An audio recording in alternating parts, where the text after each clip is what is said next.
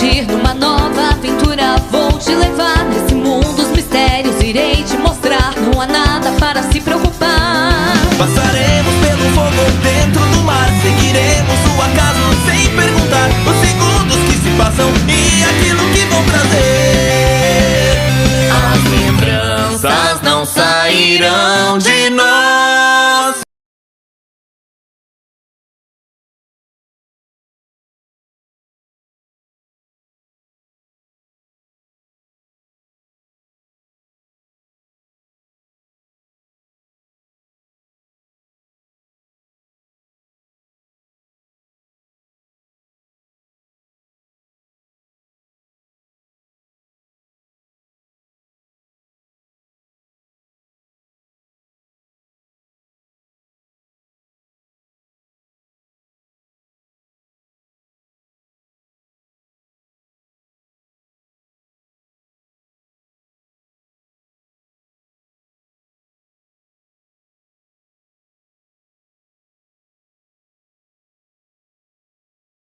Essa não é uma história de jogos amaldiçoados ou coisa do tipo. Em nenhum momento o jogo falou comigo, demonstrou reações ao que eu dizia, ou me forçou a socar o meu próprio rosto enquanto assistia um vídeo do Lucas Neto. Também não tem nada a ver com alguma conspiração ou mensagem satânica. Essa história é sobre uma fase que ninguém mais conseguiu abrir. Só isso. Só um segredo que deveríamos achar, mas nunca achamos. Algo que afeta a infância de toda uma geração e a essência de uma das franquias mais conhecidas do mundo inteiro. Essa é uma história sobre o que eu creio ser um final alternativo nunca antes descoberto para o Super Mario World do Super Nintendo. Em 1999 eu ganhei o meu primeiro computador.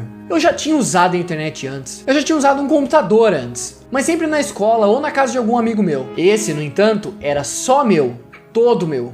E eu explorei aquela internet pré-histórica como se a minha vida dependesse disso. Mesmo antes de festa meme e rap dos memes existirem. Eu pirateava como um louco. Música, jogos, tudo. Foi nessa época que eu descobri Super Mario World.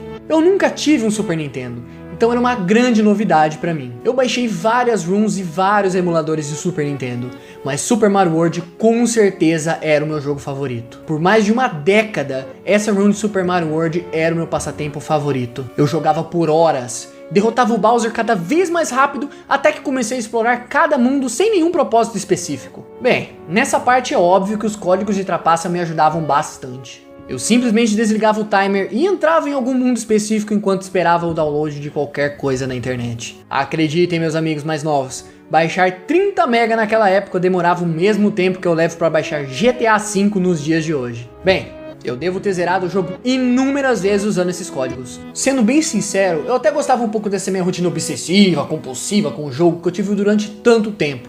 Mas tudo isso mudou o dia que eu vi o Fantasma Cego.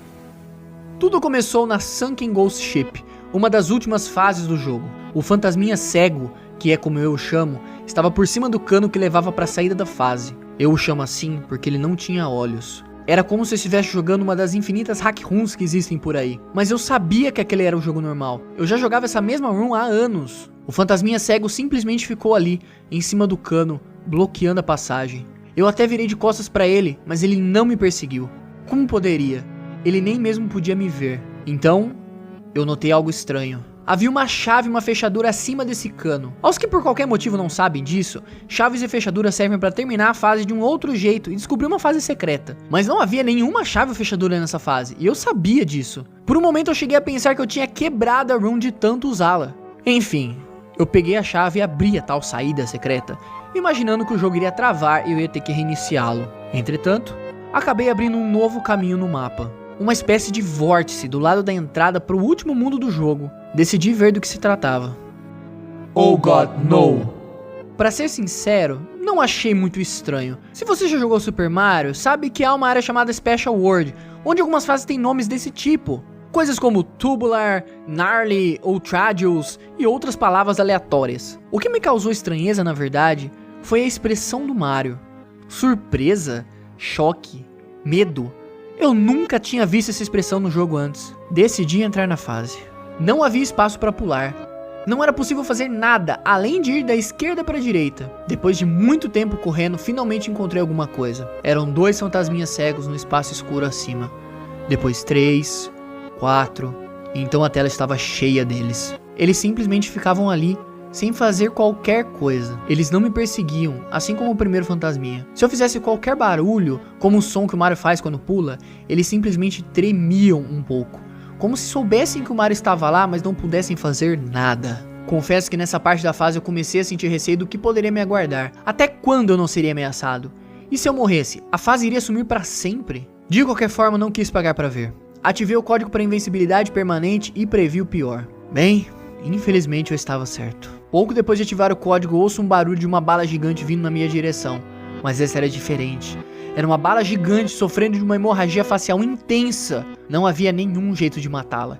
E mesmo com a invencibilidade ativada, resolvi tentar escapar, sem muito sucesso. Depois de fugir dessa bala por um tempo, resolvi parar e matei ela com apenas um toque. Então, notei uma mensagem que não estava ali quando eu havia passado antes. I hate you. Ok, isso me deixou um pouco assustado, mas ao mesmo tempo era um pouco interessante, porque isso significava que essa fase estava programada para existir. Eu podia notar uma espécie de enredo aqui, algo nunca antes descoberto. Mas o que tudo isso significava? Quem me odiava? Bowser parecia a resposta mais óbvia. Ou talvez os fantasmas. Afinal, quando você está num castelo assombrado que você encontrou após sair de um navio naufragado, que também é assombrado, uma mensagem escrita em algo que parece sangue nem é tão assustadora assim. Eu vi essa mensagem de novo ao me aproximar de alguns fantasmas gigantes. Será que eu realmente havia descoberto uma nova maneira de terminar Super Mario World? Seria tudo isso algo deixado por acidente na programação do jogo? Agradeci a Deus que os fantasminhas cegos tivessem sumido agora. Parei de agradecer quando fiquei de costas para os fantasmas gigantes, e isso aconteceu. Eram fantasmas com caras que eu nunca tinha visto antes. Eles sempre pareciam bravos quando perseguiam você. Bravos por você ter invadido suas casas, mas isso era diferente. Eles pareciam dementes. Eu podia ver suas gargantas, o que era bizarro, já que nunca haviam tantos detalhes na boca desses fantasmas. E claro, havia essa mensagem. Why won't you die? Eu não sei! Eu tenho que morrer? Quem está perguntando? Eu deixei que os fantasmães me tocassem, e eles morreram com uma bala que eu havia derrotado antes. Apesar de tentarem assustar o jogador com tudo isso, eu sabia que um código de invencibilidade me deixaria invencível, independentemente do que eles jogassem em mim. Cheguei até um cano. Descendo por ele, cheguei em uma área cheia d'água. Fazia sentido, já que era um castelo submerso ou qualquer coisa do tipo. Depois de encontrar um cogumelo, segui adiante. As primeiras criaturas que eu encontrei foram Tromps. Você sabe que Tromps são criaturas quadradas feitas de pedra que ficam no teto e tentam esmagar você quando passa por elas. Bem, esses caras aí esmagavam o chão sem qualquer razão lógica e de maneira aleatória. Eles simplesmente desciam do teto quando achavam que deviam, e aparentemente essa estratégia havia dado certo. Mais sangue. Isso é completamente absurdo para um jogo da franquia, já que eu não me lembro de ter visto sangue uma única vez em nenhum outro jogo. Agora eu já tinha visto 3 vezes, a bala gigante, as mensagens e esses chomps que esmagam suas vítimas para sempre. Aproveitando que eu ainda estava invencível, andei por baixo dessas coisas, me encarregando de que cada uma me tocasse e morresse. Haviam quase 30 deles enfileirados. Depois de passar por isso, cheguei em uma área mais aberta, onde eu tinha que nadar desviando de espinhos no teto e no chão. De qualquer forma, me esqueci completamente dos espinhos quando encontrei eles. Agora fazia sentido. Aquele monte de sangue que os Tromps haviam feito, outros Marios. Marios do passado que tentaram passar por essa fase e falharam. Os corpos apenas boiavam um pouco, como se estivessem em um lugar com correnteza fraca. Mas de repente, sem fazer qualquer tipo de movimento diferente, os Marios mortos começaram a me seguir como torpedos. Seus rostos continuavam inexpressivos e completamente azuis, mortos. Mas eles ainda se moviam em uma velocidade assustadoramente alta.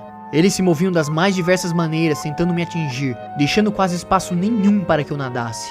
Quando eu finalmente cheguei no cano, haviam pelo menos 10 Marios mortos tentando me atingir a todo custo. Entrei no cano tão rápido quanto pude, grato por ter funcionado e ter conseguido tirar o Mario dessa situação bem rápido. O corredor em que entrei estava vazio, um enorme corredor aquático sem nada tentando me matar ou qualquer coisa que você precisasse desviar. Chegando no fim do corredor, encontrei aquela velha porta vermelha que você habitualmente encontra antes de enfrentar o chefão. Havia um detalhe diferente atrás da porta. Um mushroom estranho. Se você acha que eu peguei essa merda, errou feio.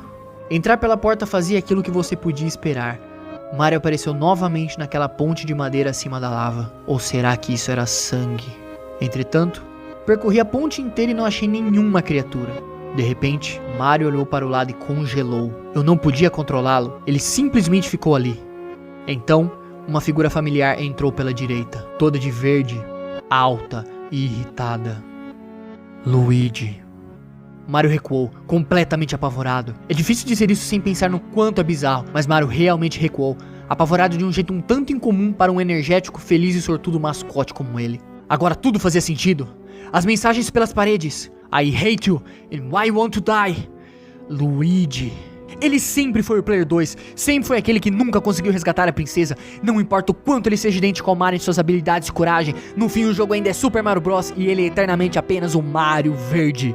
O quanto ele não deve ter odiado Mario ao longo dos anos, mas quem de nós não odiaria? Pense bem, não importa o que aconteça, Mario sempre volta. Não importa quantas vezes ele morra, ele sempre volta mais uma vez para salvar o mundo e conquistar toda a adoração do público.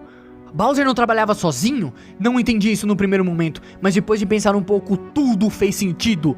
Como ele exatamente conseguia sequestrar a princesa tantas vezes? Desde o primeiro dia, desde o primeiro Mario Bros, ele sempre teve um agente filtrado. Novamente, algo nunca visto antes aconteceu. Assim como nos jogos do Mega Man, cada um de nós ganhou uma barra de vida, e eu me liguei de que essa batalha só terminaria com a morte de um de nós. A batalha foi difícil e demorada. Por várias vezes achei que não seria capaz de derrotá-lo e ia perder a chance de descobrir como tudo isso iria terminar. Mas nos meus últimos fios de vida, finalmente virei o jogo e dei meu último golpe. Luigi caiu. Ao mesmo tempo, o jogo me entregou uma capa, como quem entrega uma arma na mão de alguém prestes a matar o próprio irmão. Só me restava obedecer ao jogo. Até hoje, eu ainda sou assombrado pelo resultado final de sua retaliação. Era o título da fase. Não era um glitch, não era um engano, não era um desenvolvedor se vingando da Nintendo e nem um fantasma assombrando um cartucho de Super Mario World. Se você passasse pela fase várias vezes, uma parte secreta do mundo se abria e você iria aprender que desde o primeiro jogo, Luigi estava lutando contra você e ajudando na captura da princesa. Mas por quê? Dinheiro? Poder? Não, ele tinha tudo isso. Era simplesmente porque ele não aguentava mais ficar fora dos holofotes. Não aguentava mais não ser o Mario. Eu tive de assistir isso por minutos até que a tela ficasse preta e eu voltasse para o mapa. Joguei o jogo todo novamente para ver se algo havia mudado. Nada. Definitivamente, aquilo tudo era a mesma parte da história. Não pude entrar naquele vórtice de novo. Ele havia se fechado e provavelmente não era permitido que eu visse de novo. Eu tinha de continuar com o jogo. Aquele mesmo jogo que eu jogava desde os anos 90 e que provavelmente continuarei jogando até o fim dos meus dias.